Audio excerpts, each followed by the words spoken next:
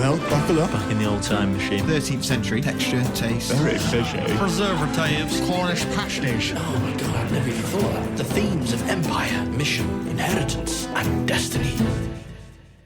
Hello and welcome back to What the Food. This is the podcast that uncovers the fascinating origin stories of dishes, food items and drinks from all around the world. We dive headfirst into history to try and figure out why we eat the food we eat. My name is Miles Dickinson. I'm here with Andy Cantor and Dom Gray, and today we're uncovering the origin of goulash. Goulash. Goulash. Goulash. Does feel nice to say that, doesn't it? Just kind of rolls nicely. Rolls. Goulash. Goulash. Yeah. Yeah, goulash. Do you boys had goulash before in your lifetime? Yeah, a couple of times. Yeah. I've had it once, I think, in France. It's not a French No, dish. I know. It's not French. Yeah. It's interesting. Why was it there? Why'd you have it there? It was on a skiing holiday that I went on once. And It is a bit of a winter warm. yeah, and it was there on the menu, Hungarian goulash. And I just thought, Nice. going for it. And how was it? Did you enjoy it?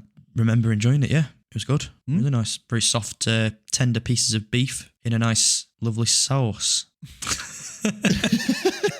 Gave me the energy I needed to ski down the mountain. Brilliant. Is that when you crashed and walloped your head? No, that was on the trip before I had a skiing accident and crashed and nearly died. Yeah, and it was a different one. But Well, that happened because you didn't have that goulash in you to fuel. lack of goulash. Exactly. I remember I was on the chairlift above you shouting at you, "You forgot your bloody goulash, mate!"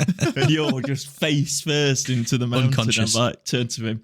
He's not had his goulash. not had his I'll go goulash. get him. I'll go get him. Dom, do you remember when you last had your goulash? I think I had it when I was in Budapest. Oh, I was on a holiday. It was Be the place just before COVID. Literally, I was getting on the flight out of Rome to go there, and everybody, there was maybe 3 people in the airport with masks on, and everybody else Tryouts. just loving it.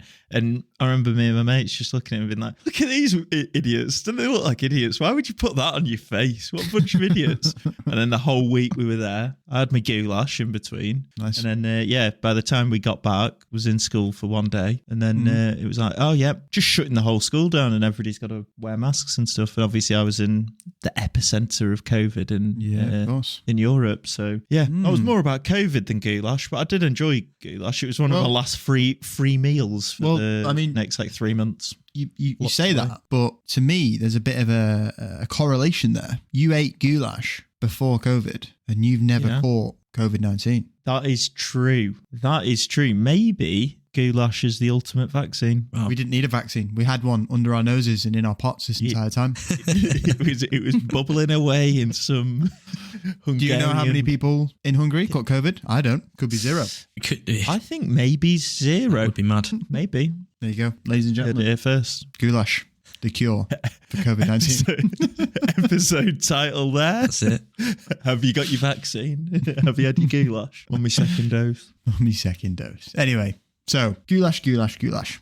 Firstly, just want to say that goulash isn't just a Hungarian stew. A lot more to it than just that, I think. It's a bloody national dish of Hungary. It's way more than just a stew. I think the essence of goulash kind of lies in its simplicity and robustness. It's a dish, as we will find out, that's born from the need to warm the belly under the open sky. So in terms of what it is, it's essentially a meat of some kind, usually kind of beef, veal, pork, or lamb. And it kind of involves the sturdier cuts of those animals. Okay.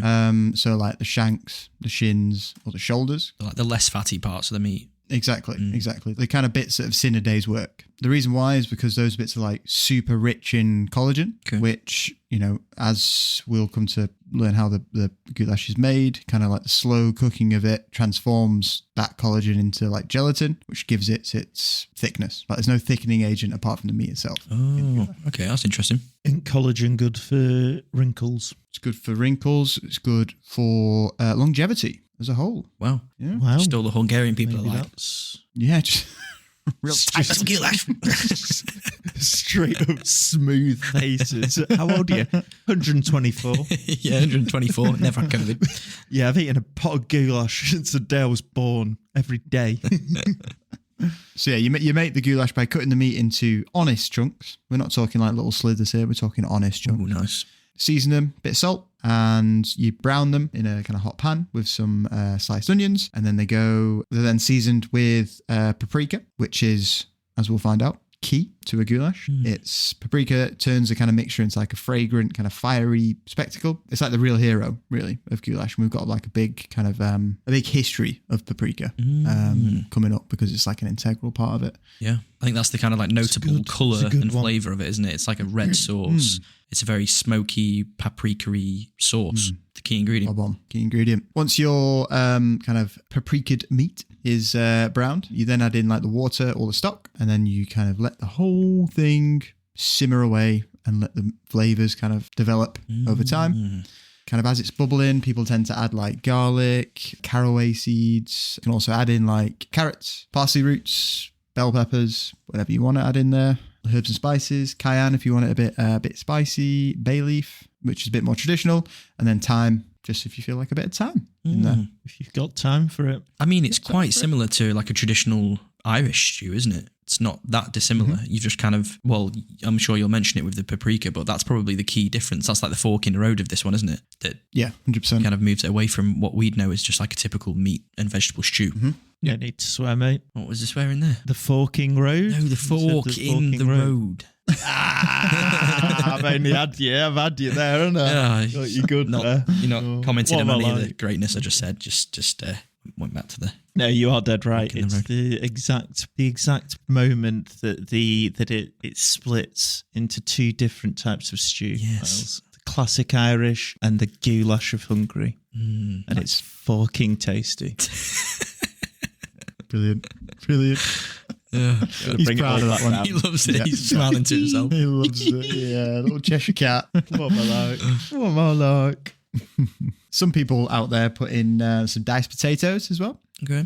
Also, the starch of the potatoes kind of lends its course to the thickening of the whole thing. But some people would not agree with that. Some people would not agree with adding red peppers or potatoes. It's not Bit of a bastardization of the recipe. It's not original. It's not original. Another fuck in the road there. Yeah, that's a Mark Gray special. Shout out to my dad. Jane hates that. He takes a good recipe and he just throws in a few extra bits that he's got. And Your sit mum's down sick for of it. dinner. And then my mum's like, I've given you the brilliant recipe, shown you how to make it, and you've bastardized it. Every time. He'll never learn. Oh, no. But he does. He likes to just experiment, and we love that. Nice. Can you give me give us like an example of something that's maybe not worked out so well? I can't think off the top of my head, but when I FaceTime my mum later this week, I'll Ask her what the worst example is. Mum, tell me the worst bastardization, and then we'll have a little segment next week where we can talk on Mark's bastardization. Mark Gray's bastards or something. Yeah. What's he done this week? He's put raspberries in the meatloaf. Oh, Mark. What is he like? Yeah. Oh, he's a good man, though. We do love Mark. Shout out. We do. Shout out. To finish things off, you'd whack in a little splash of white wine or maybe some white vinegar if you've got it. Kind of rounds off the flavour. It was then served with chipatke, which is like small kind of egg noodles. Oh. I have gone through each of these Hungarian words and tried my best to work out the pronunciation. So quite a difficult language, Hungarian. Yeah. I don't know if you've ever looked at any Hungarian words, but they are There's a lot going on with them. I was going to say you won't have to worry about getting pulled up by any of our fans on your Hungarian pronunciations, but yeah, I do know that we do have at least one Hungarian fan, so enjoy that one. Wow. Yeah. So chipatke, well, just I was just gonna small say- little egg noodles. Oh, egg noodles. Whoa. Egg noodles. now you've got his Yeah. attention. He's forgot Hold what on he was now. going to say. Egg noodles. What? Egg noodles? Go again? I always thought it was rice that it was served with, not egg noodles. No, chipatke, egg noodles. Egg noodles. Yeah, when I had it in Budapest, it was with rice with like paprika, like Yeah. dusted over the top. But I wish I'd have had. I'm not going to try and say the word, but the egg noodles. Yeah. Well, rice is Asian. Yeah. It is. I did think that. Do you think they maybe have just started doing rice because it's a bit easier? It's easier. Yeah, exactly right. It's easier to whip up, isn't it? You know, your noodles and are going you to can- stick together. You can keep it warm in batches. With this chipatke, you have to cook it fresh to order. Just serve it straight away as soon as it's ready. Yeah, exactly. Wow. So I got a bastardization, you saying? Still good with rice. Rice does the job. It was good. Yeah. It's a good start. Going back to the language, the Hungarian language being difficult, is that because of how many people have passed through Hungary? It's kind of like a landlocked country in the middle of Europe, isn't it? I can imagine you've had a lot of different people occupying it and bringing new languages and crossroad of culture. Yeah. That's what you could call it. and then you're going to end up with a bit more of a complex language, maybe. Yeah, no, you're absolutely spot on. A lot of people have taken over, conquered, or just been in and around Hungary throughout its history. Yeah. You obviously had like the Mongols there. You had, obviously, they were part of the Habsburg Empire as well. So that would be like German speaking, kind of Austrians. Yeah. Yeah. They're right in the middle, aren't they? you're right. They're just right, took their... Melting pot. Yeah. Yeah. Took away. So yeah, that's kind of goulash in a nutshell, really. It's a melody of meat, spice, and a bowl of comfort that looks, smells, and tastes like a culinary hug. Oh. Ah, that sounds delightful. Yeah. Like we said earlier, it's kind of got like a color-wise, it's like a deep kind of red hue, courtesy of the paprika. I think it looks really cool. Really cool goulash. I was going to say it's a good colour for food, I think, red. There's certain like no-go colours, isn't there? Like you wouldn't want a blue stew, No. for example. No, a red would one not. tickles my pickle, you know? Red's like warmth, isn't it? Yeah. As well. Yeah. Like a warm hug. Yeah. And it's kind of a dumbed down red, isn't it? Because it kind of is mixed with the meat juices. So it's kind of where brown meets red. It's kind of a very enticing colour, isn't it? Maroon, if you will. It just looks meaty. Looks meaty. Looks like you're just going to get your meaty fix from that. There's many types of goulash out there. It's not just like one dish. But regional variations. Yeah, exactly. And like the additions of different ingredients warrant a different name of goulash. So you've got like seke guya, which is guya is goulash in Hungarian, just FYI. Guya. Guya. Okay. Which is everything we just ran through in terms of ingredients, but you omit the potatoes and you add in sauerkraut and sour cream. Oh, okay. Okay. You've got Guya Hungarian plain style, which is you omit kind of the egg noodles and you just go for the straight vegetables. You know, you're on the plains, you've not got fucking time to be cooking up egg noodles. Yeah. Throw some vegetable in. And then you've got the bean Guya as well, which is, again, it's actually the same. Omit the potatoes, use kidney beans. So they're pretty liberal with the naming. They just name it whatever they put in it. Yeah. A simple folk. Keeping it easy. Yeah. But yeah, so I was speaking to our Hungarian fan, our only Hungarian fan. Nah, there's got to be more than one. gotta be one. There's got to be more than I one. don't know. If you are Hungarian and a fan, send us an email. Throw us a message. Yeah. Yeah, let us know. Yeah. We'd love to know that you're out there. And then we'll put you in touch with our other Hungarian friend. And then Exactly. there you go. Created our own Hungarian dating service called Hinge. It's called Hunch. Hunch. It's only for Hungarians. Hunch. Oh dear. Yeah, anyway, I was speaking to him yesterday and told him that we were doing this topic and he gave me some kind of insider tidbits. Funnily enough, so he's called Ben, shout out Ben, but I actually call him the Great Goulash. That's why I've got him saved in my phone now. He mentioned to me that contrary to kind of what we all think, Hungarians aren't just all sat around scranning goulash the entire time, which I don't know. I thought it was like a weekly thing, weekly dish like that they had. Like a roast dinner. A staple, a Yeah. bread and butter. Like fish and chips. Like a kind of. spag bowl. Yeah. Yeah. So what? It's more of a special occasion type job. Yeah, he said it's actually not super common among Hungarians in kind of everyday life, and that goulash is usually kind of whipped out on International Workers' Day or Labour Day, which is May the 1st. Oh, coming up. Yeah, coming up. And kind of on this day of celebration it's a celebration of work, but people have the day off work, which is weird. Right. It's like a public kind of celebration. And I think he said in the old days, people kind of gathered in public places and there was like a cookout style thing. And what was being served? Goulash. Right. Well, you started out by saying that Hungarian people don't just sit around eating goulash and then proceeded to tell me how they take the day off work to sit around and eat goulash. So, I don't know. Which one is it? Yeah, you're right. Hypocritical, that wasn't it? Yeah. Sorry. You know, I'm not calling in to work saying I'm having a roast today. I'm not coming in. Do you know what I mean? I'm getting the meat I'm up on. early. I'm having a roast. Yeah. You know, so I'm not sure about that. No. It's only one day. They're not doing it Yeah. All right. all the time. Yeah, fair enough. It's like a bank holiday, but Yeah. they eat goulash. The goulash. The banks remain open, but the goulash is out. Served. Yeah. Is this Ben, lovely Ben, who we play football with sometimes? Correct. Yeah. Yeah, that's the very man. Lovely He is guy. lovely. Does shout at me when I don't run back to defend.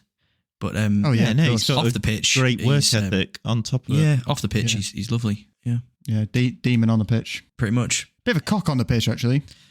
Yeah, he's got that dog in him. Bit of a cock on the pitch. Bloody Hungarian. Couldn't have sounded more British then. British Empire, that one. Yeah. Bit of a cock when you play with them. Oh, dear. Nah. But no, yeah, shout out, Ben. We love you. Thanks for listening. Lovely guy. Always been a loyal fan. I think he's listened to every episode. Yeah. Yeah, he's one of the OGs. Day one. He's The been there OGs. the whole way. Yeah. Anyway, yeah, let's get into the history of the Hungarian national dish, the goulash. So we're going to do a bit of scene setting here, boys. Before the Danube decides it's had enough of heading straight and takes a southward detour, it runs parallel to its buddy, the Tisza River. Smack dab in the middle of these aquatic pals lies the great Hungarian plain. Historically, kind of this place was less about scenic picnics and more kind of a bustling highway for the who's of historical warriors. We're talking the Huns popping by, followed by the Mongols, and then the Turks deciding to stick around for a lengthy kind of 150-year lease until they were given the boot in around 1699. Wow. These are some historical powerhouses that you're mentioning in. Some big boys, with some big dicks swinging about. Military focused, big dick energy. Some big appetites, you know. It's hard to feed an army. Correct. So the Turks, apart from their love for a good invasion, also had a bit of a culinary green thumb. When they left in 1699, they left behind a few goodies. The concept of chilling with a cup of joe, they left that behind. Nice. The art of layering pastry into what we now lovingly call strudel. We ran through that in our strudel episode. And get this, they left behind chili plants. Ooh, here we go. Here we go. As early as 1569, peppers were being grown by the Ottomans in Buda. So the Turks are the Ottomans at that point. Yep. Just FYI. They brought these chili plants over from Turkey and planted them in Hungary to start cultivating In the chili and peppers. Hungarian plains. Wow. Exactly right. Yep. Okay. Now, obviously, these chilies kind of aren't native to Turkey. They likely caught a ride probably from Mexico. Oh, right. Okay. Because the Ottomans were all over the place, so weren't they? They were kind of, They they were sailing the seas, weren't they? They were all over the place. I'm not sure they had any colonial places over in South America. I think probably it was via trade that they managed to. Yeah, a lot Okay. of trade on the Chilies in. Mediterranean, isn't it? That was where they Yeah. Okay. got the Exactly. gear. So yeah, these kind of chilies caught a ride probably from Mexico, could have been elsewhere in kind of the Americas, and ended up in the gardens of Hungary. Really, And Hungary has the temperature and the climate to be able to grow these chili very plants. very hot in the summer. Yeah, Yeah. extremely hot in the summer, Hungary. Okay. Cool. And as well because it's quite far away from the sea as well. They're not getting like temperatures not cooling down because of the wind from the sea. Yeah, coming off the sea. Yeah, you got hotter climates inland, haven't you?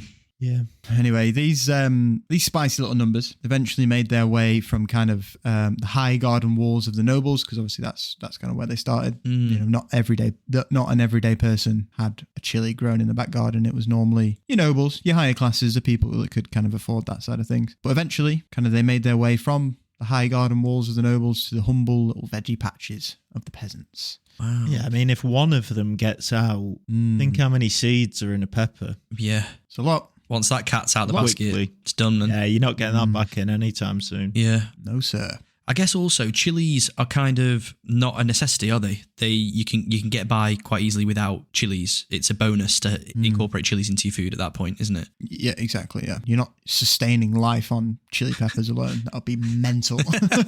There's nothing but chilies. Have you seen Hungarian Hannah? All she eats is chilies. She's bright red. She got green hair and she's bright red. She ain't gonna survive too much longer. She getting opposite of scurvy. Opposite of scurvy. Hungarian Hannah.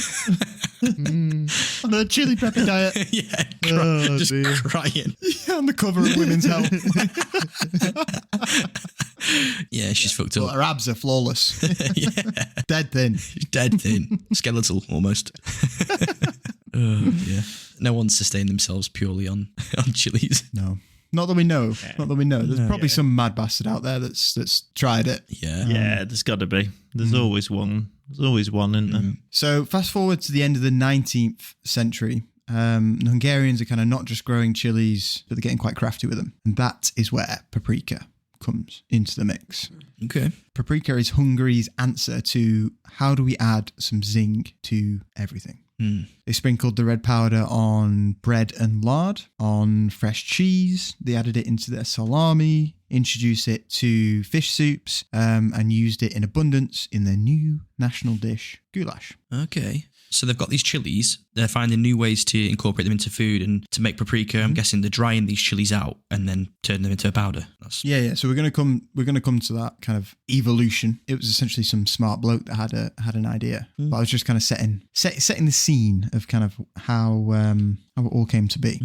Little question: how old were you guys when you found out that paprika was just smoked and dried out peppers crushed up into a powder? About 3 minutes ago.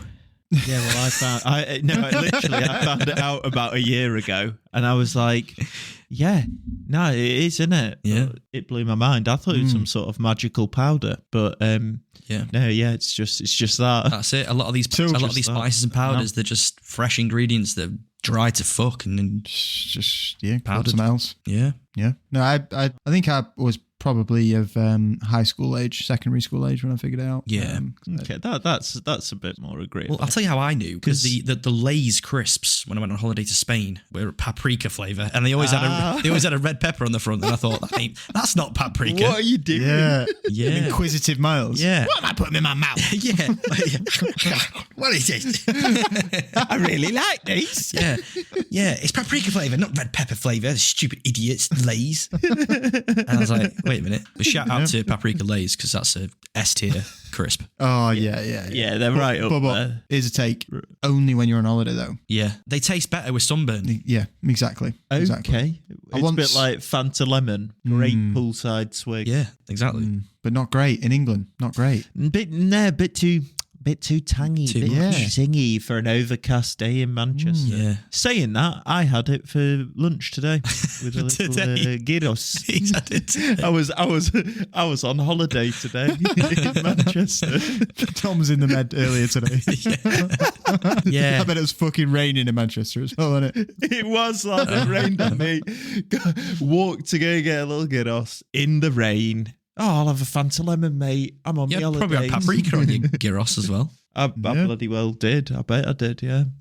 Wow. It was yummy. It's good. There you go. But yeah, you need the smell of sun cream in the air. You need the sunburn on your back, and you need a packet of Lay's paprika flavour. That's a holiday. Resting on your belly. Yeah. Lovely. Now, you might be wondering why we're talking about paprika so much, especially when kind of goulash's origins, some people have traced it as far back as the 10th century. So they've traced it back because obviously stews at that time, or goulash kind of dishes, were obviously super easy to make. It was, meat, whatever water or stock you've got lying around, and vegetables.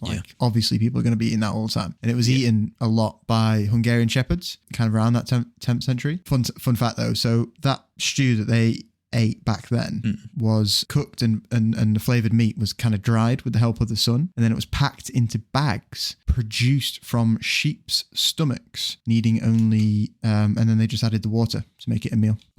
Like a prehistoric pot noodle. Basically. Yes. Basically, yeah. What? Nature's crock pot, isn't it? Yeah. So they contained it all within the sheep's stomach. Yeah. Meat, everything inside there, water in it, and then they just boil that sheep's stomach. Yeah. You Like won't. a bachelor's mugshot. No waste cooking. Yeah. Yeah. Just smoke shot. That's mad. So they've dried the meat out on purpose, knowing they're going to rehydrate it later. Yeah. Yeah, In it the lasts sheep's longer, stomach. doesn't it? Wow. Yeah, exactly. Wow. That's pretty ingenious, Can't though. just be killing your sheep. Oh yeah. Using what they've got. They've not got any fucking sous vides lying around. No. Not got any bags No. for life that they could use. Don't know if anyone's ever cooked out in a bag for life. I was going to say, mate, what are you cooking out of that? That's a mad one, that. Full of carcinogens, that one. Yeah. I make all my stews in bags for life. What are you talking about? Don't you? So, I'm guessing they're out in the fields all day. They're tending to the herd. They're away from the farmhouse. So to be able to boil water just on the go and put it into these sacks of dried meat, and rehydrate it and have lunch on the go. Kind of quite clever. Quite clever. Yeah, quite clever. I think the point that I want to make is that like the basis of goulash was invented in the 19th century, but these earlier versions didn't have paprika because paprika wasn't introduced to Europe until the 16th century. Got you. And as Margaret McCullen, an American author, explains it quite nicely in her profound quote, this is what she has to say. Oh God! I didn't know. Oh God! Jesus God! What the hell came I went to go there, high. mate? Margaret fucking checked in for a second, then took over your body. Got possessed by Margaret there for a second. Oh, Bloody hell. I don't think I'm going to be able to do Margaret here. Right, she's American. Get out! Life without tears is like goulash without paprika. Wow, There you Margaret. go. Thanks, Margaret. Life without tears Life is without like tears. goulash without paprika. I mean, Everyone needs to cry, Miles. It's 2024. everyone needs to cry. It's healthy to cry. I mean, there's many other things that I'd have said life needs to be without before I I got know, but to she's tears. she's American. She's an author. Sorry to any American author fans. It's profound. It's profound. It's very profound. Yeah. Yeah, and it's Yeah. showing the how crucial the ingredient is to the dish. So it's these people that are out on the Great Hungarian Plains, the cowherds, is what we'll call them, that essentially created goulash or are credited with the creation of goulash. The unsung heroes behind goulash, let's say. And what meat is going in this at this point? Are we talking beef here? Is this cattle? Or So just whatever they... whatever you've got, whatever they're driving, probably cattle is the most common, but If they're they lamb. will have sheep. Yeah. They will have lamb. I don't think I didn't see any references for like pork or anything like that. Yeah. Mainly just pigs don't really do a lot of work, do they? So I feel like No. the meat won't be as good. Maybe. Don't know. Could it also maybe be, weren't the Ottomans Muslim? Or am I completely off on Yeah, that? you could be right. Oh, maybe, yeah. maybe. Lack of pork No, no. comes from Could that. be way off, but Could be right. maybe. Could be. Ah, bob on. Picture this: you've got a handful of gentlemen, their faithful hounds, and a pair of horses for the heavy lifting, wandering the vast Hungarian plains, overseeing their grey cattle. They're hungry. They need to cook some up. What are they going to do? I see what you did there. Nice. I like that. They whip out their mobile kitchen, a large cauldron suspended over an open flame. Their larder is stocked with nothing more than the bare necessities: lard, onions, pinch of salt, and on a good day, a dash of black pepper. Their culinary exploits were not for the faint-hearted. We're not talking fine dining here. We're not talking flamboy. No. We're not talking that. On the rare occasion that a bovine met its untimely demise, it was cause for culinary celebration. A stew was prepared forthwith, browning meat with onions in a generous dollop of lard, and then diluted with water and seasoned with, if things were allowed, if fortunes allowed, black pepper. But innovation was afoot. Black pepper was soon to be ousted in favour of homegrown red chilies, coarsely ground and ready to use. So in the villages of Hungary, there was a gastronomic pioneer. We don't know his name or her name. Could be her. Probably not during the time. 2024, mate. I know, but not then. Women ain't free thinkers back then. Yeah. So we don't know who this person was, and we don't know if it was just our person or it was a collective. Why don't we do this? Let's test it. But someone had a eureka moment. It was discovered that chilies could be dried, trampled, and crushed to create a vibrant spice. Ooh, here we go. Do you know what the spice is? Happening. Paprika. Paprika. It's a good name, isn't it? It's a good name. There's a lot of nice raisins. words. Hungarians should name more Yeah. things. Paprika.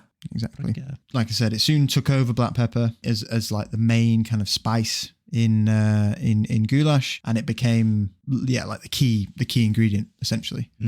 And it was used kind of all over the place from kind of that moment on. What other dishes does paprika and beef go together in? I can't really think of many. Paprika often goes with chicken, doesn't it? A lot of the time. Well, like a little beef taco or something. Yeah. Yeah. Yeah, I Beef guess. mince, bit of seasoning for the mince. Yeah. I guess it's used in conjunction with other spices as well, isn't it? To create like a spice blend, isn't it? A lot of the time. Yeah. You'd probably use it for like a rub, wouldn't you? Like a pulled beef shoulder, maybe. Yeah, like taco seasoning or something when you've got ground cumin in there as well and oregano and stuff. Cajun and all of that. Yeah, I was just thinking, I just had a random thought there where I was like, yeah, paprika and beef or paprika and lamb.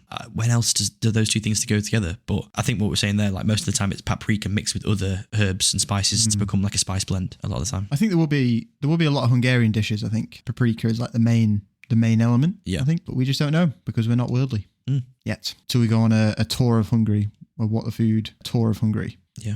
Yeah. Paprika taken over, become the king ingredient for goulash. Just quickly though, the word guya, which is like the Hungarian word for goulash, means herd of cattle in Hungarian, and gulyás means herdsman or cowboy. So the word gulyás originally meant herdsman, cowboy, but over time it became guyahus. Fucking not right, that one. That'll be right. Yeah. Not right. Guyahus? Sounds like a Geordie. It's a Geordie. Hey man, come inside a Guyahus. He's a Geordie inviting you over for tea. Yeah. Oh, I'm sorry. Sorry, Ben. Fucked up that. I was doing quite well, I thought. But yeah, that's it. But that additional word, guyahus, is meant to say a meat dish, is translated to roughly kind of a meat dish which is prepared by a herdsman. Right. Meat dish prepared by a herdsman. So in the annals of kind of goulash history, those people that are wandering around the Hungarian plains or kind of adventuring through the Hungarian plains, not the people that actually work there, were often people of like luxury of kind of leisure and literacy. So they were people either that had, a lot of money and were kind of just exploring, seeing what was out there, or they were people that were like writers and wanted to go on an adventure and write a story about it. The aristocracy essentially were the people that were traveling around. And their jaunts, kind of like Vienna, Venice, and kind of the brisker climates of northern Germany. They weren't just for the scenery. Like I said, they were documenting their adventures, tasting what the local delicacies were, and obviously exploring what was out there. Yeah. And that is kind of how goulash started to spread around kind of Europe, especially in Vienna as well. So what, people are turning up to places like Vienna saying, I've just come from Hungary and they're doing some mad shit with stews and paprika back there. Have a taste of this. Where have I go doing this? Yeah, exactly right. So yeah, it's very much the aristocracy that are discovering goulash from these local kind of herdsmen, discovering what they're making, and are bringing the idea of goulash back to the big cities. And it's in these kind of big cities where goulash really starts to grow its eventual worldwide appeal. Mm-hmm. I guess it's quite new for these people in the cities though, isn't it? You know? Food would have been a bit more bland looking back then as well. Probably not as like colourful and... Yeah, it's probably a good shout. About it nowadays. Yeah. You know? Yeah. Suddenly this kind of like definitely. bright red looking sauce turns up, smells amazing, smells smoky and slightly spicy and sweet. You know, suddenly your mouth's watering and you want a little bit of that. Yeah, no, definitely. So whilst it's kind of the richer people that bring it to the cities, the rich people they weren't responsible for growing it to where it is today. It was more the rich people brought it to the cities. They had it for a few meals, dinner parties, whatever. But then it kind of slowly watered down to like the people of the city. The actual kind of the petty nobility, I suppose, and like the peasants of the city. And it's those people who really kind of grabbed on to goulash and made it what it is today and made it essentially the national dish of Hungary. Does that make sense? Thank God for peasants. Yeah. Well, it's quite a cheap dish to make, isn't it? You know, it's definitely. accessible for everyone to make. Exactly. Like if you think about like the aristocracy as well, for them it was like, oh, look at this foreign dish that I've found out on the plains. And then they bring it back to the castle or whatever the fuck manor, have it for one meal, show it off to all their friends. Oh, look how fucking local we are, blah, blah, blah, blah. And then they never have it again. Yeah, novelty's worn off, hasn't it? Exactly. They're on to the next dish. Yeah. Exactly right. Whereas the peasants and the poor people, it's like, no, this is actually kind of life-changing for us because we've now got a way to make this bland stew we've been making for 400 years, make it in a different way all of a sudden. Exactly. Also, kind of around this time, so around the 19th century, 18th century, the Hungarians are obviously under Habsburg rule. I think we've spoken about the Habsburgs and their mental chins in previous podcasts. Yeah. There's power there. They were aristocratic, like royal family, weren't they? They're well known for inbreeding with each other, and as a result of that, had grotesquely protruding chins, known as the Habsburg jaw. Exactly. Keeping it pure, mate. Keeping it pure. Yeah, keeping it pure at the expense of your family. Your facial constitution. Nice. That was a Sean Connery moment. Sean. I'm Sean. He's back again. Facial constitution. But yeah, so the Hungarians are under Habsburg rule. Obviously not thrilled about it. not thrilled about German being the talk of the town. Obviously, the Hungarians have a very distinct heritage and a very kind of strong sense of culture. And because of this, nationalist fever caught wind. In the early kind of 19th century, they embraced kind of a romantic notion where a nation's soul was kind of mirrored in its language, its landscapes, and importantly, in its peasants' roots. And most importantly, as well as its peasants' roots, in its food. Yeah. So what's this, like a deeper level of passion and pride for their country at a time when that's kind of like up for grabs? Exactly. Well, it's a time where they are being ruled over by someone who does not speak their language. They're being ruled over by someone who is not from their country. Yeah. And doesn't agree or doesn't follow their customs, doesn't eat the same food as they do, doesn't dress the same way as they do. So they have this newfound kind of like passion and proudness of their nation. Exactly right. And we have a great quote which kind of summarizes this from the curator of the Gastronomy Museum of Prague, Ladislav Pravan. That was the point when nationalism started to be communicated through food. And that was the time when goulash was introduced to Bohemia, a region of the Czech Republic. Going back, this was the peak of the popularity in our country. That jaw work was impressive. I was bringing some of that Habsburg jaw out. Loved the. I think is that the first time we've ever had a quick little brackets work in the middle of a quote. You really showed off your versatility. Yeah. You've got newspapers starting to roll off the press in Hungarian. Folk tales were kind of gathered and documented, like kind of precious gems. Hungarian art is flourishing with a kind of distinctly local hue from the stirring steps of the csárdás or taverns for you English dogs. Nationalism is essentially growing in Hungary, and in kind of this whole renaissance, goulash is in the middle of it. And it isn't just, and because of that, it isn't just a meal. It wasn't just a meal. It was a statement. It was a hearty and peppery statement or a testament to the Hungarian identity, simmered in tradition and served with a side of nationalism. Nice. It's a metaphor, isn't it, for their proud nation. It's unique to them. No one else has got it. No one else has got a claim on it. No other nation, no other country. It's goulash. It's ours. We don't want to be ruled by you big swinging jawed fucks. Yes. All right. Bob. You'd have done well at the time. Yeah. I'd have been a little resistance fighter, me. You would have rallying behind you. Yeah. Until I was like beheaded in the town square and had goulash thrown over me, boiling hot goulash. Yeah. That's a punishment. Yeah. Boiling up goulash. Instead of hung, drawn and quartered, beheaded and goulash. Yeah. Don't like it now, do you? Ridiculed in the town square. Ridiculed. Yeah, so with this kind of rise in nationalism, it's obviously hardly a shocker that the bold, the red, the unapologetically Hungarian goulash started sliding into the urban culinary scene around the 1830s. That's really when kind of it started to kick off, and it was kind of seen on most menus in the area. Goulash was in the beginning, was beginning to elbow out kind of the rather Habsburg of dishes, the sauerkraut with meat, which was kind of like the common dish at the time for the area. It very much kind of elbowed that out and took its place kind of as the main kind of dish in Hungarian kitchens. Just as a random side note, did the Habsburgs have any issues with all this like newfound patriotism, or was it just like too surface level stuff for the royals to even care about? They had bigger issues, yeah. I think they didn't really see the threat, or didn't really see it too much as a threat. Probably thought it was beneath them. Yeah, I think like the locals can dance around and sing songs about goulash all they want. We don't really mind. Yeah, exactly. Yeah, exactly. Love to hear that song. And it would have been like with an accordion, wouldn't it? Some kind of like proper Eastern European. That's another project for us once we've done the cookbook. What the food mixtape. Yeah. Goulash, pop, pop, pop, pop, pop. Rika, ka, ka, ka, ka, ka. Hey! And you just go again. It's Yeah. No wonder the royals were like, Yes, they're not going to be doing much with that, so we'll just allow them to sing that as many times on loop as they'd like, really. Rika, Rika, thinking they're taking over the world.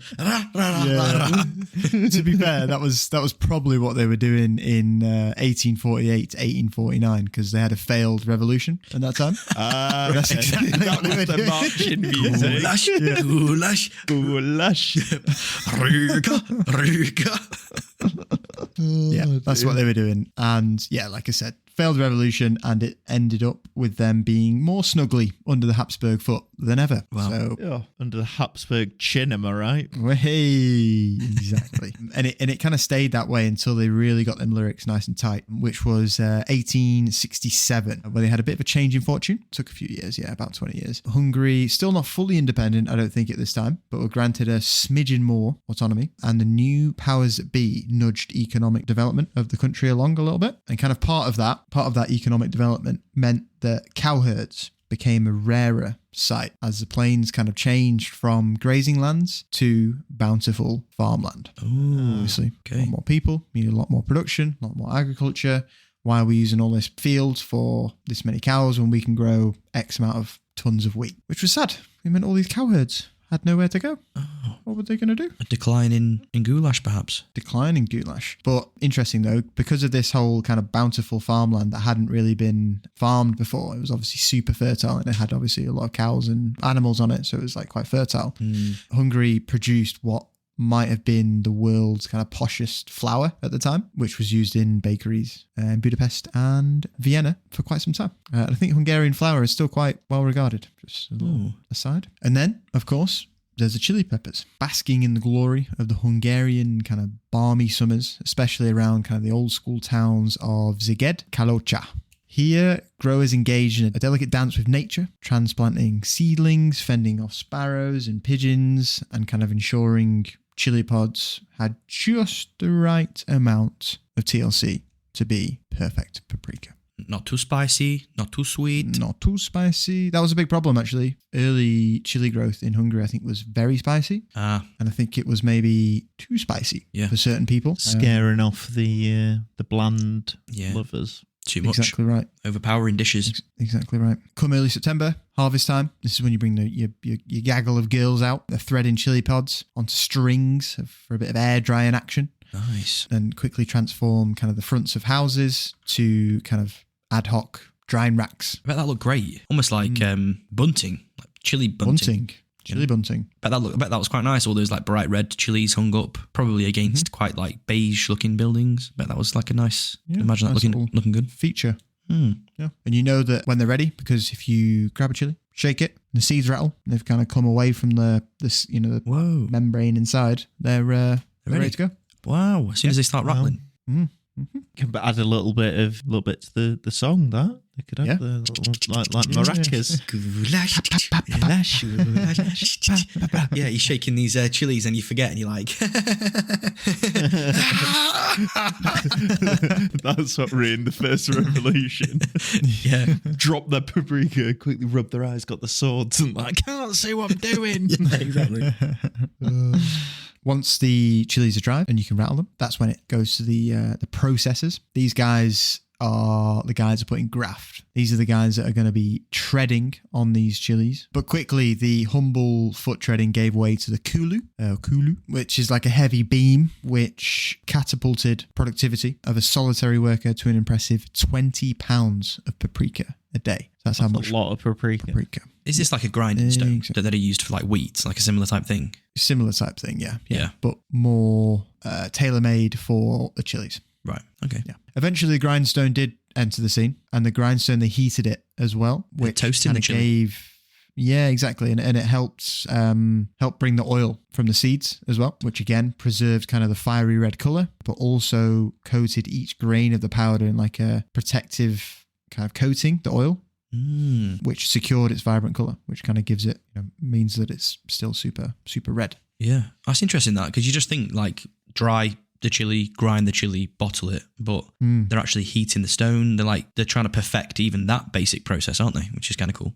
Yeah, exactly. Find how they can extract as much flavor as possible from from it. Yeah, no, for sure. So by the turn of the 20th century, the Szeged's banks, so the city that we mentioned earlier, were adorned with a lineup of 12 to 15 paprika mills, which is fucking a lot. I was going to say. That is a lot, isn't it? Yeah. Do we need all that? Yeah, it's a testament to the spices soaring demand, you know? The band's there. Yeah. I'll keep up. Fair enough. It's at this point we come across the Paffy brothers, Jonas and Goulash. These guys are two smiths with a penchant, or were two smiths, not still alive, obviously, with a penchant for innovation and a few factories under their belts. What these guys did, or what these two brothers did, is they devised a contraption that delicately split the dried peppers from, so it delicately split, the white ribs and the seeds from the peppers. Oh, okay. So they essentially stripped out the seeds, which is obviously where a lot of the spice comes from and a lot of the fieriness comes from. And they did that because the customers' cravings was for a spice that didn't just boast the colour, but was kinder to the palate as well. Wasn't fucking red hot, which meant it was more You don't versatile. always want it hot, do you? No, exactly. And I guess that's quite a fiddly procedure, isn't it? Like you've got these small chilies with like lots and lots of seeds in there. Like it's quite a time-sensitive task of drying them out, then cutting them open, removing that. So if they've created some kind of machine or some kind of tool that does it quicker, I guess that's quite revolutionary, isn't it? Yeah, no, for sure. And it turns out that the Szeged's noble sweet paprika, which is what it's called, was something of a game changer. Mm-hmm. It was like adjusted and kind of custom made for the aristocratic palates. That was, you know, they didn't want something too spicy. They're delicate little flowers. Yeah. They wanted something that was welcoming and refined, which is what they got. The noble sweet paprika. Good name as well. Noble sweet. Yeah. Yeah, this isn't just paprika. This is the noble sweet variety. Exactly. And suddenly you've got the veal and chicken dishes of the kind of area caressed with sour cream and obviously seasoned with this new noble sweet paprika. And it became like a Hungarian masterpiece. It was super popular. Yeah, the ultimate refinement. They've taken something that was quite rough around the edges and refined it a little bit, refined it further, and eventually they landed with the perfect end product. Yeah, exactly. And just to really drive home kind of how important paprika is to the Hungarians and why we've been banging on about paprika so much when this episode is meant to be about goulash. I managed to find a lovely quote from George Lang, who is a food writer and restaurateur, and this is what he had to say. Paprika is to the Hungarian cuisine as wit is to its conversation. Not just a superficial garnish, but an integral element, a very special and unique flavour instantly recognisable. Yeah, speaking very highly of it. Yeah, high praise. High praise from Mr. Lang. Yeah. Don't know who he is, never heard of him. Sounds like a good lad though. Knows his paprika. He does. Yeah. So crossing the borders, heading over to France and linking up with France's culinary titan, Augustus Escoffier. Have you heard of Escoffier? No. So Escoffier was called the king of chefs and the chef to kings. He was a titan in the culinary world. He lived from 1846 to 1935. And he's like the person he's got the credit for like popularizing French traditional cooking methods. He's a big deal. And essentially he took a fancy to this new Szeged paprika. Is that how you say the name? Szeged paprika. And in a move that was both bold and savvy, he introduced goulash to the glittering tables of Monte Carlo in 1879. Ooh, 1879. Sat around that table, Monte Carlo, French professional, world-famous chef comes in and introduces you some top-level goulash. What a night with the boys. What a night. Thank you. I have this special goulash. I hope you like it. I like it very much. I don't know why I did Borat. I was going to say. Very nice goulash. Oh dear. That's a flex right there. Monte Carlo that year. Monte Carlo. With the boys. Yeah. Yeah. Champagne and goulash. Yeah. Champagne and goulash. And he continued to champion it because he featured the recipe that he made on that night in his seminal 1904 work, Le Guide Culinaire, which I actually have a copy of downstairs. Wow. And that whole feature from Escoffier didn't just give goulash a seat at the table of European cooking and European fine dining, I suppose. Practically built a throne for it. To be featured in that book was like Real deal. the Top piece de tier. la résistance. Yeah, exactly. Right where you want to be. Wow. Right where you want to be. Back in Hungary, Károly Gundel, who is another chef, a Hungarian chef, whose name is uttered with the same reverence one might reserve for Escoffier, but in the Hungarian kind of world. He championed not just one, but a parade of goulash variations through his establishment in Gundel's in Budapest. It's becoming like a fine dining experience and dish, I think, at this point. Yeah, it's got a refinement level to it, hasn't it? It's not just like a throw together in a field stew anymore. It's using paprika that's gone through this lengthy process that's probably a little bit more expensive. It's using maybe a little bit more expensive cuts of meat. It's being cooked by well-known, renowned chefs. It's changed its personality a little bit, this dish. Yeah. Oh, you're too big for us now, are you, goulash? You spent a bit too much time in Vienna. Spent a bit too much time in these financial capitals of the world, of Europe. Yeah, and now you come crawling back and you're all posh, are you?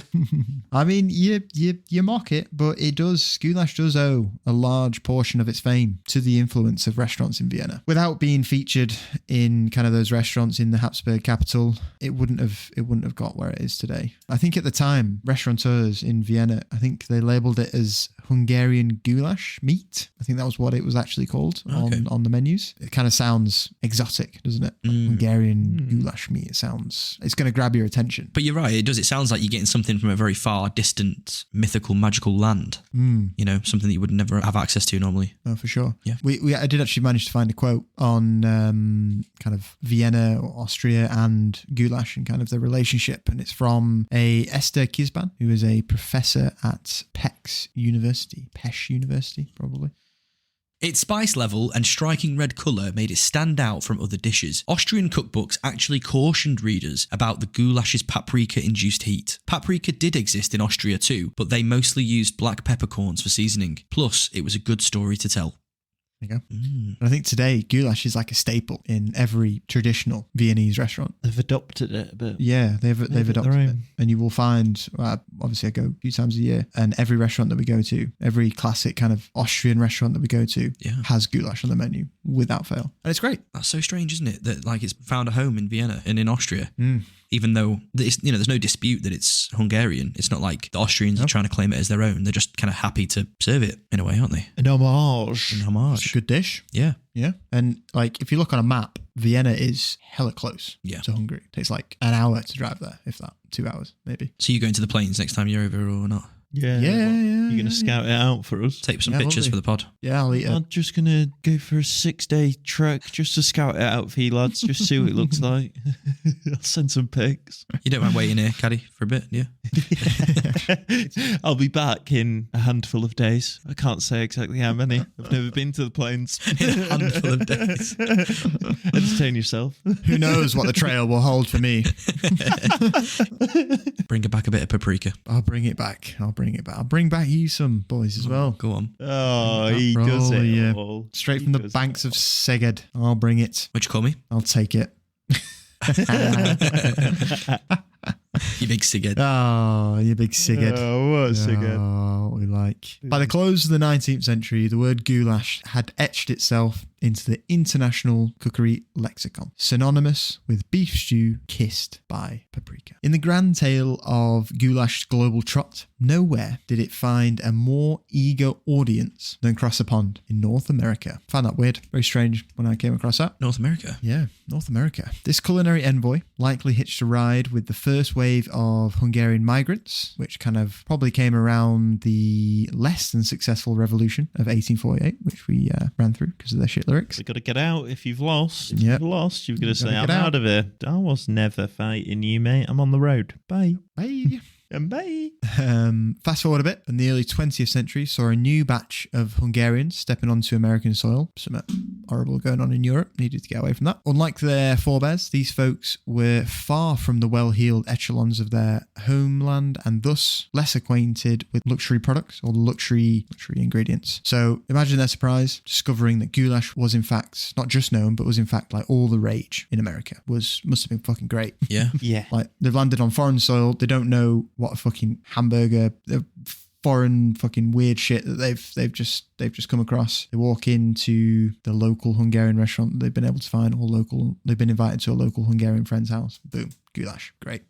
You'd love to see it, wouldn't you? A taste of home. You taste at home, yeah. But testament to its kind of, I don't know what the word is I'm looking for. Like, you can basically have goulash in any country. As long as you've got a little pot of paprika, you've got the rest of the ingredients on tap in most countries of the world. So, Yeah, versatility, adaptability. Exactly. Something like that. take a little bit of paprika in your chest pocket everywhere you go, and you've got goulash whenever you want it. You've got goulash. I thought you were about to admit that that's what you do.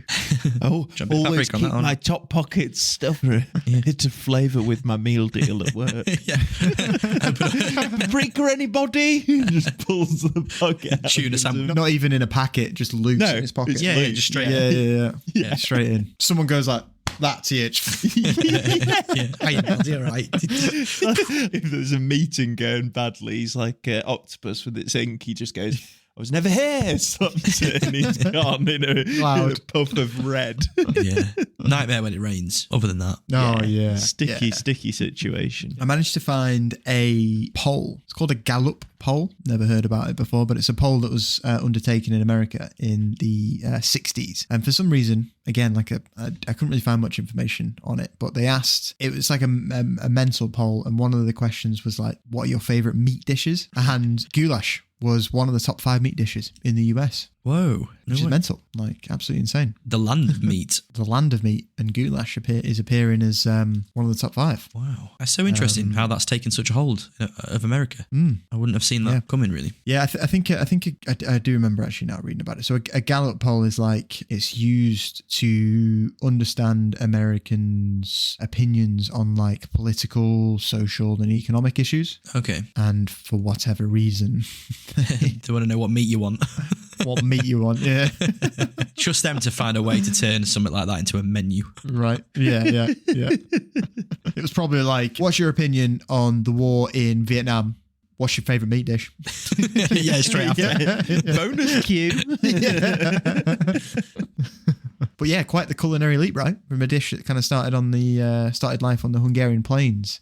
Now it's top 5 meat dishes in America. What do you boys think it was that kind of captivated the American palate? You think it was like the paprika infused brace of meat, vegetables? Or? Stodginess, probably. I'm trying to think whether it was because it was new, but surely there's states in America that are hot enough to have grown chilies. Definitely in Mexico, you'd have been growing chilies and peppers there. So But they dried them out. They made them as paprika-y. yeah, maybe not. I don't know. Hungarian said. Different climate though, isn't it? I think, and different soil and different. Yeah, so maybe it was new to them. Yeah. Do you think maybe it was just the sound of it, the name of it, goulash? I mean, we were saying how good it feels to say it, and then you throw in a nice Exotic. little American accent. Yeah, goulash. Goulash. Goulash. Get that goulash. Give me a pot of that goulash. Oh, all of a Gilmore, sudden. put on a cauldron of goulash.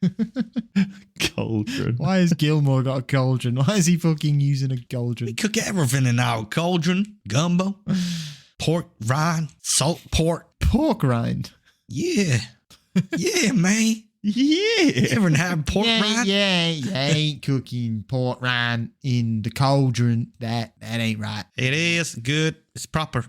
Goulash. I think it's maybe a combo of them all. And it is a good dish, right? It's like a comfort food, I think. It's like Yeah. a good, warming Didn't comfort take food. a lot to make at risk of upsetting any Hungarian fans. No, the one pot kind of dish, innit? So Yeah. I'd say so. looking for ease. They like beef. They like stews. And they're going to like goulash. That's it. Regardless of kind of how it became so popular, I think its journey is quite plain to see, right? It's come from the rustic kitchens of the Hungarian cowherds out on the plains, and it's achieved culinary stardom in the diners and dinner tables of fine dining restaurants like Escoffier's in Monte Carlo, to becoming the 5th or one of the 5 most popular meat dishes in America. I think it's testament to its versatility, to its charm as well. It's a reminder that sometimes the most humble dishes can climb the social ladder to become beloved far from their origins. Oh, yeah. And to think it all started with a handful of spices and some innovation on the Hungarian plains. Started from the bottom. Now we're eating goulash. Goulash. Hungarian goulash. Hungarian goulash. Yeah, a bit of a higgledy-piggledy episode because there was no kind of single person or entity that was responsible for it. The basis of the dish was already there, right? Yeah. Stew, people were eating stews, but it's kind of like this new ingredients come along, paprika, which kind of combines with the stew to then make goulash. Yeah, you can't isolate it to a specific character, a specific person, can you? And like an actual moment. No. It's a slow building of lots of different people being influenced at once, isn't it? And it's just a cultural change, isn't it? It's kind of just come up through the culture of the country quite organically. But yeah, super interesting. Going into that, you know, I literally just thought, yeah, it's a meaty stew with a bit of paprika in it. But when you kind of learn about, you know, the peppers coming over that weren't originally domestic things being grown in Hungary, and that was kind of brought in by someone else, and then they kind of cultivated that, tweaked it, finessed it. Yeah, very interesting. There you go. Well, there you go. Goulash. Origins of goulash. Well, I hope you guys enjoyed that. If you're enjoying the podcast, please give us a rating wherever you listen to it. Subscribe and share it with a friend. That'd be awesome. And yeah, follow us on the socials. We're releasing video clips now, so you can get those on TikTok and Instagram. Little bite-sized, funny moments of us having a chin wag. So yeah, come and check us out on socials. And unless I've forgotten anything, boys, I think that's it. Not a single thing, mate. You've covered all the bases and more. Like a hearty goulash does. A hearty ending to a hearty dish with 3 hearty boys. Huzzah. Good day to you. Well, thank you for being here anyway. Really appreciate it. And we'll see you in 2 weeks for the next episode. Thanks for joining and see you then. Bye. Bye, guys. Bye.